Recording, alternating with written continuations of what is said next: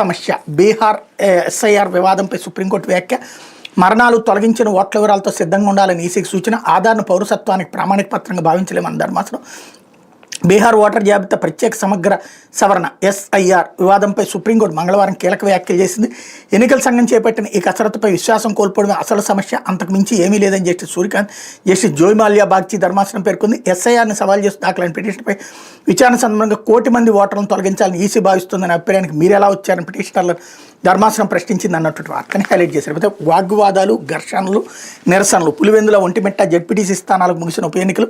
పలుచోట్ల వైకాపా శ్రేణులు కవ్వింపు చర్యలు. తెలుగుదేశం పార్టీ కార్యకర్తలు అడ్డుకోవడంతో రాస్తారోకోలు. రాష్ట్ర వ్యాప్తంగా అందరి దృష్టిని ఆకర్షించిన వైఎస్ఆర్ కడప జిల్లాలోని పులివెందుల ఒంటిమిట్ట జెడ్పీటీసీ స్థానాలకు ఉప ఎన్నికలు, ఘర్షణలు, నిరసనలు చెదురుముదురు ఘట్టం మంగళవారం ముగిశాయి. ఈ 2 స్థానాలకు ఇటు కూటమి పార్టీలు, అటు వైకాపా ప్రతిష్టాత్మకంగా తీసుకుని గెలిపే ధ్యేయంగా పార్టీల నేతలు కొద్ది రోజులుగా హోరాహోరీ ప్రచారం సాగించారు. బ్యాలెట్ పద్ధతిలో నిర్వహించిన ఎన్నికల్లో సాయంత్రం 5 గంటల వరకు పులివెందులో 76.44%, ఒంటిమిట్ల 81.53% ఓటింగ్ నమోదైంది. బ్యాలెట్ బాక్సులను కడపలోని మౌలానా అబుల్ కలాం ఉర్దూ యూనివర్సిటీకి తరలించారు.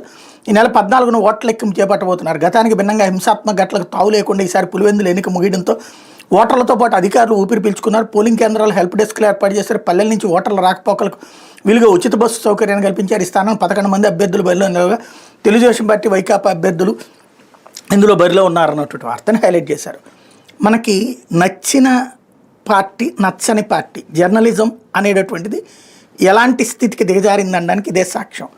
ఇదివరకు ఇట్లాగే జరిగినాయి. కుప్పందో లేకపోతే ఇంకోటి అరాచకం, ప్రజాస్వామ్యం చచ్చిపోయిందని రాశారు. ఇప్పుడు వాగ్వాదాలు, ఘర్షణలు, నిరసనలు, కానీ ప్రశాంతంగా జరిగిపోయినట్టు.